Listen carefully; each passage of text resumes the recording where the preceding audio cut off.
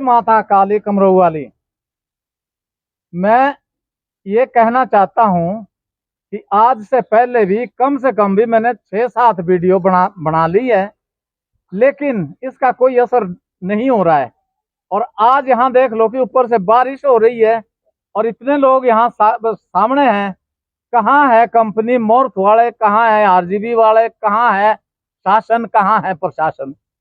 आज से पहले भी यहाँ पर एक दिन के लिए तहसीलदार साहब आई, जिनके पास एसडीएम का चार्ज भी है, तो उन्होंने यहाँ आकर ये आश्वासन दिया है बलबीर के लिए, जिसके पास मकान, इस मकान के सिवाय 1 इंच जगह कहीं रहने के लिए नहीं है, ना कहीं जगह ना कोई जमीन इस मकान के अलावा। अच्छा, दूसरे नंबर पर है पंडित रंगीलाल जी। इनका भी यही कि गांव में इनके पास भी मकान के लिए इस मकान के अलावा कोई और जगह नहीं है। तो मैं ये प्रार्थना करता हूँ, प्रार्थना तो मेरी यहाँ तक है कि ये रिपोर्ट हमारी नितिन गडकरी जी तक जाए, प्रधानमंत्री तक जाए, क्योंकि यहाँ पर जो है शासन प्रशासन के कान पर जूं तक नहीं रेंग रही है। और ना यहाँ पर क्या कहते हैं, जो ये कंपनी है, चाहे ये मोर्थ है, चाहे ये आरजीबी होगी, चाहे कोई सी भी कंपनी है, मैं हैरान हूँ इन कंपनियों के लिए। अरे भाई, जिन्होंने तुमने क्या कहते हैं बड़े बड़े डैम रोक दिए, नदियां रोक दी, क्या इस ढंग को नहीं रोक पा रहे हैं? जो ये गरीब लोग हैं, सारी रात ही अपने जागते रहे। तो अभी 3 दिन पहले जो है तहसीलदार साहब ने बलबीर को आश्वासन दिया है कि बलबीर जी आप ऐसा करो कि 2-3 महीने के लिए आप अपना मकान छोड़ दो, खाली कर दो और कहीं किराए के लिए मकान ले लो। तो किराए के लिए भी अगर मकान मिलता है तो उन्होंने, तहसीलदार साहब ने कहा कि हम उसका किराया मुहैया करवाएंगे और उसके बाद हम मकान को रोकने की कोशिश करेंगे।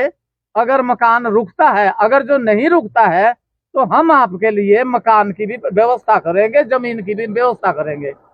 तो मेरा ये मानना है कि अभी तक भी ये देख लो कि ऊपर से तो हो रही है बारिश और हम है खड़े रोड पर, और ये कंपनी वाले, मान लो चाहे शासन प्रशासन को समझ लो, ऐसा समझ रहे हैं जैसे कि अप्रैल मई का महीना हो। कोई यहाँ पर आप लोगों के सामने देख लो, ना कोई काम पर है, ना कोई कंपनी लग रही है और ना इसको रोकने की कोशिश हो रही है।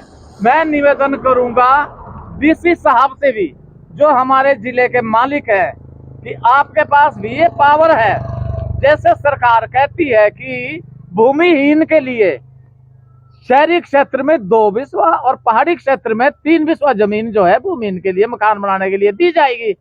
तो मेरा निवेदन यह है कि जब यहाँ पर इसके पास कोई जगह नहीं है बलबीर के पास, तो या तो प्रावधान जमीन का किया जाए और इनका रहने का किया जाए। अब छोटे छोटे इनके बच्चे कहाँ लेकर जाएंगे ये? अब रात को जो है, अभी जब जिस दिन ये गिरा, परसों की बात है ये, रात को तो आधी रात के बीच में ये अपने बच्चों को लेकर दूसरे के कमरे में चले गए, जिसमें वो लोग खुद भी रहते हैं, एक कमरा दे रखा है इनको। तो अब ये बताओ कि अब जाएं तो जाएं कहाँ? और कल शाम जो है, कल सुबह पंडित रंगीलाल जी जो है, इनके मकान के नीचे कुछ थोड़ा सा ठहराव था, वो भी गिरकर नीचे सड़क में आ गया। कल सुबह रंगीलाल पंडित जी ने भी अपना मकान खाली करके गांव में चले गए हैं शरण लेने।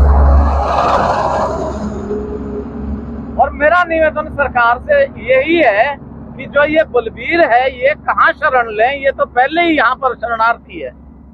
और जो यहाँ पर चुनी हुई प्रधान बॉडी, मतलब पंचायत बॉडी है, मैं उनसे भी निवेदन कर रहा हूँ, लेकिन कोई भी यहाँ पर ना प्रधान, ना उप प्रधान, ना कोई मेंबर, पंचायत के सदस्य देखने तक नहीं आ रहे हैं। तो अब इन गरीब का कौन है? मेरा निवेदन तो सरकार से ही है कि इनके लिए कुछ ना कुछ प्रावधान किया जाए और इनको बचाने की कोशिश की जाए, इनके मकान के भी बचाने की भी कोशिश की जाए। धन्यवाद। जय हिंद, जय हिमाचल, जय माँ काली कमरऊ वाली। जय श्री गुरु महाराज की जय श्री गुरु महाराज और विजट महाराज और स्थानीय देवी देवताओं को मैं शीश झुकाकर नमन करता हूँ, प्रणाम करता हूँ। जैसा अभी खिलकाराम जी ने बोला, इन्होंने बहुत अच्छा बोला है, हम इनका पूरा समर्थन करते हैं। इन्होंने बढ़िया बोला, इन्होंने गलत नहीं बोला है। और मैं भी निवेदन करता हूँ सभी ठाकुर कमरों वालों से कि आप लोगों से हमारी विनती है कि हम गरीब आदमी हैं, आप गरीबों का साथ दीजिए। जो हमारे बलबीर जी है तो इनको जगह दी है गांव वालों ने, इनका अपना यहाँ कुछ नहीं था, तो ये बेचारा गरीब आदमी है।